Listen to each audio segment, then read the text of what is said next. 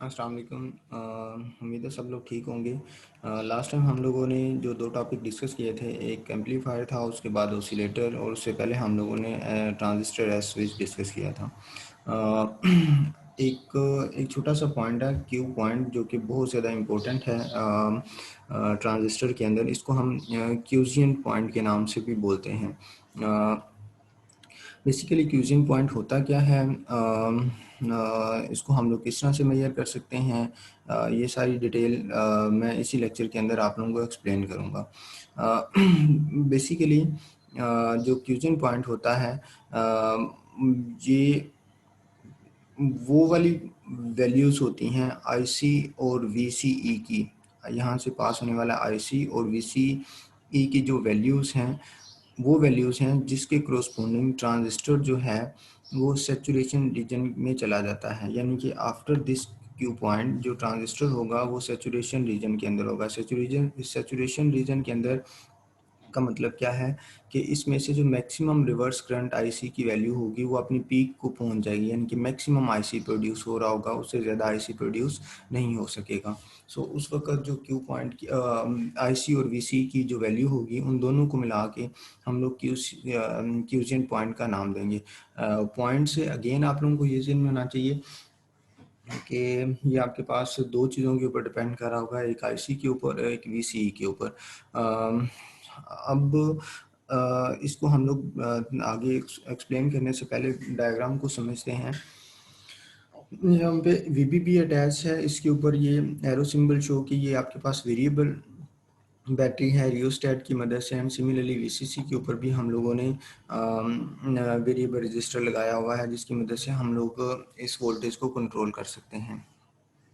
अब सपोज करें कि आई बी, यहाँ पे वीबीबी को आपने इस तरह से एडजस्ट किया हुआ है कि यहाँ पे आई बी क्या है, 0 है। अगेन यहाँ पे एक चीज़ और देखें, यहाँ पे बीटा डीसी दिया हुआ है 100 के इक्वल, यानी कि इसकी जो करंट एम्पलीफिकेशन है वो किस चीज़ के इक्वल है, 100 के इक्वल है, इस पूरे सर्किट की। हर सर्किट की दी होगी कैलकुलेशन के लिए। सो सपोज करें कि आपने यहाँ पे वीबीबी को इस तरह से एडजस्ट किया हुआ है कि आई बी आपके पास क्या है, 0 है। आई बी 0 है तो उस वक्त या इसकी वजह से जो आईसी के अंदर चेंज होगी वो भी क्या होगी, 0 होगी। और सपोज करें कि आपने वीसीसी को भी इस तरह से एडजस्ट किया हुआ है कि आईसी भी क्या है, 0 है। तो इस मीन कि आई बी 0 होने की वजह से आईसी भी क्या होगा, 0 होगा। अब सपोज करें कि वेरिएबल रजिस्टर की मदद से, रियोस्टेट की मदद से आप क्या करते हैं, यहाँ से बैटरी को चेंज करते हैं। 0 थी तो पहले आप सपोज करें 0.1 करते हैं, 0.2, 0.3 एंड सो ऑन, उसको इंक्रीज़ करते जाते हैं। जैसे जैसे यहाँ से इंक्रीज़ करेंगे आई बी इंक्रीज़ करेगा। इस बैटरी का नेगेटिव टर्मिनल इस एमिटर के नेगेटिव टर्मिनल के साथ अटैच्ड है। सो यहाँ के इलेक्ट्रॉन को क्या करेगा, रिपेल करेगा, और यहाँ पे एक रिवर्स करंट प्रोड्यूस होगा आईसी की वैल्यू। और वो जो आईसी की वैल्यू होगी वो ड्यू टू दिस सर्किट होगी, वो वीसीसी की वजह से नहीं होगी। ट्रांजिस्टर के फर्स्ट लेक्चर के अंदर ये हम लोग डिस्कस कर चुके हुए हैं। सो वो जो आईसी की, यानी कि इसका मतलब है यहाँ पे आई बी बढ़ा तो इधर से आईसी की वैल्यू भी क्या होगी, बढ़ेगी। अब अगर आईसी की वैल्यू बढ़ेगी तो according to relation VCE is equal to VCC minus ICRC, तो VCE की जो वैल्यू है वो आपके पास क्या होगी, डिक्रीज होना शुरू हो जाएगी। वो उसकी वजह क्या है कि यहाँ आप देखें, सपोज ये रिलेशन था, तो आईसी की वैल्यू जब बढ़ेगी तो ये वाला रिलेशन क्या होगा, कंटिन्यूसली रिड्यूस होगा। ये रिड्यूस होगा तो वीसी की वैल्यू क्या होगी, डिक्रीज होगी। सो अगेन जैसे जैसे यहाँ पे आईबी बढ़ेगा, आईसी बढ़ेगा, तो वीसी की वैल्यू क्या होगी, डिक्रीज होना शुरू हो जाएगी। अब सपोज करें आईबी को आप डिक्रीज करते हैं तो आईसी डिक्रीज होगा, आईसी डिक्रीज होगा तो अकॉर्डिंग टू दिस रिलेशन जो वीसीई है वो क्या करेगा, इंक्रीज करेगा। इस चीज़ को वैलिडेट करने के लिए हम लोग यहाँ पे एग्जांपल देख लेते हैं कि वीबीबी एडजस्टेड सच दैट कि आईबी की वैल्यू जो है वो क्या हो रही है, 200 माइक्रो एम्पेयर है। ठीक है, अब 200 माइक्रो एम्पेयर है तो हमें एक रिलेशन हमने करंट एम्पलीफिकेशन का डिस्कस किया हुआ था, IC is equal to beta D C I B. Beta DC की वैल्यू हर सर्किट की दी हुई है, जैसे यहाँ पे 100 दी हुई है। सो यहाँ पे हम लोग बीटा डीसी और आईबी को यूज़ करते हुए आईसी की वैल्यू कैलकुलेट कर सकते हैं। वो अराउंड 200 मिली एम्पेयर के इक्वल है, 20 मिली एम्पेयर के इक्वल आ रही है। ओके, अब सपोज करें कि अब आईसी की वैल्यू आ गई, तो वीसी के रिलेशन की मदद से वीसीसी की वैल्यू यहाँ पे दी हुई है 10 वोल्ट, और यहाँ पे हम जब आईसी की वैल्यू पुट करेंगे और आरसी यहाँ पे हमें ऑलरेडी दिया हुआ है सर्किट के अंदर 220 ओम है, तो जब ये वैल्यूज पुट करेंगे तो वीसी की वैल्यू क्या आ गई 5.6 आ गई। आईसी की value for I B 200 micron पे, आईसी की वैल्यू 20 और जो वीसी है वो 5.6 आ गया। अब उसके बाद सपोज करें कि वीबीबी को आप इस तरह से एडजस्ट करते हैं कि आईबी जो है वो 300 माइक्रोन पेयर प्रोड्यूस होता है, तो उस केस में क्या होगा, according to this calculation IC will be equal to 30 milliampere and BC will be equal 3.4 volt. So ये मैंने कैलकुलेशन डायरेक्ट कर दी है। एंड सिमिलरली उसके बाद वीबीबी को आप इस तरह से एडजस्ट करते हैं कि आईबी की वैल्यू क्या 400 माइक्रोन पेयर है, तो IC will B 40 million pair and BC will B 1.2 million pair 1.2 volt sorry.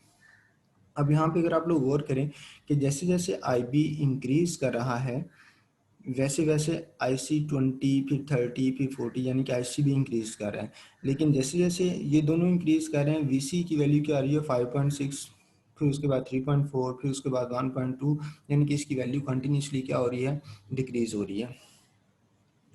अब उसके बाद